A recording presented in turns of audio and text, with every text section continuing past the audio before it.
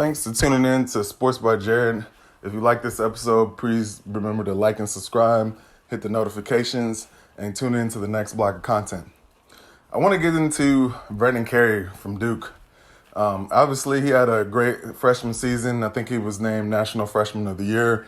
He put up about 17, 18 points, 8 rebounds, and he was the leading scorer, main player for Duke outside of Trey Jones.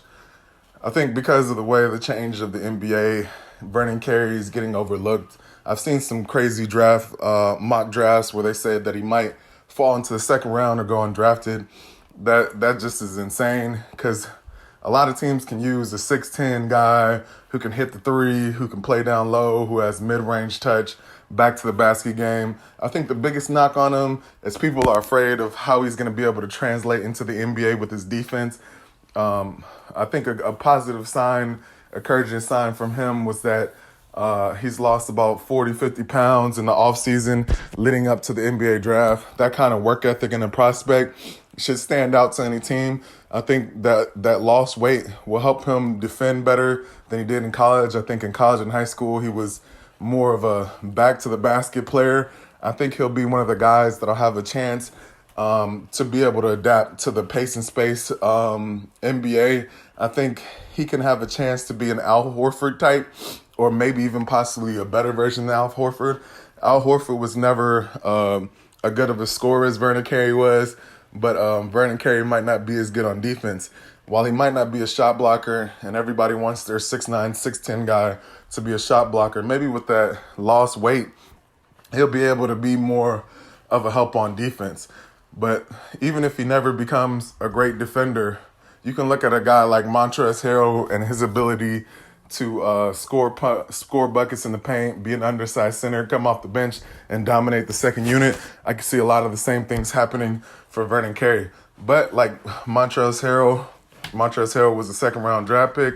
You know, he might have to switch teams a lot in the NBA until, he finds the right role with the right team.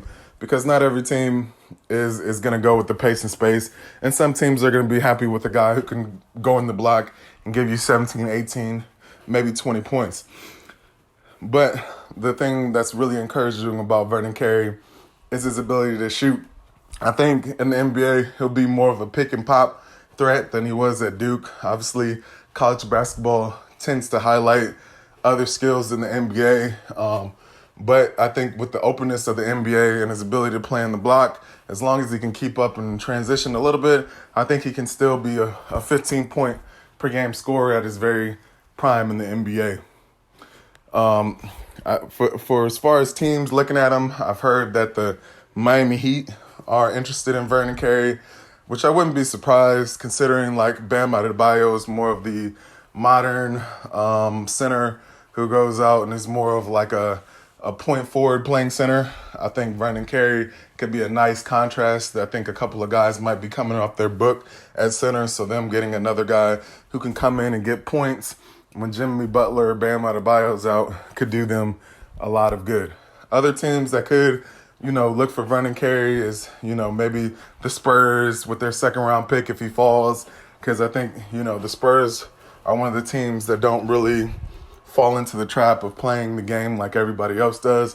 For the last couple of years, they've relied on two players who excelled in the mid-range. I think Vernon Carey is a guy who will be able to get mid-range buckets. Also, a team that I'd be interested in getting Vernon Carey is maybe second round. You can get maybe the 76ers in the late first round, maybe possibly second round. Joel Embiid is a great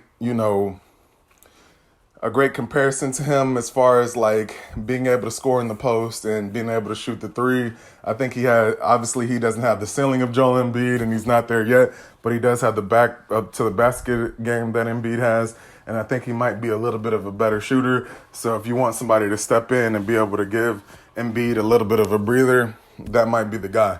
And I'm not saying obviously he'll be Joel Embiid, but I do think this is a guy who could end up being something like a Zach Randolph.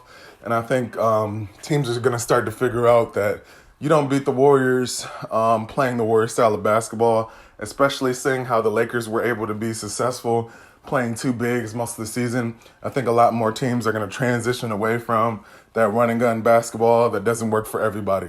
Because everybody doesn't have the shooters, everybody doesn't have the personnel to play that play style, and a lot of teams are wasting their talent because they're not playing to the style of the team. Vernon Carey, I think, will be able to get his points, whether it's off the bench or starting. Even though the G League is an option, I don't really see him being a G League type player. I think if he did go down the G League, he'd probably dominate. Just like he did in the ACC, it was pretty impressive the season he had first year out of high school. It's to me a little bit surprising that he's not considered a lottery pick.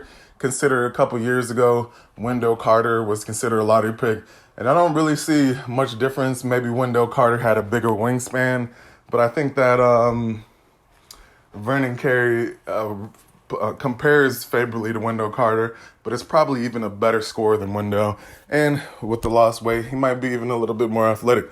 So if you're a team picking late in the first round, early second round, I go ahead and take the gamble on him because I think it's not much of a gamble at all, because I think there's a prototype for him to have success in the NBA, and he has the skill to produce right away.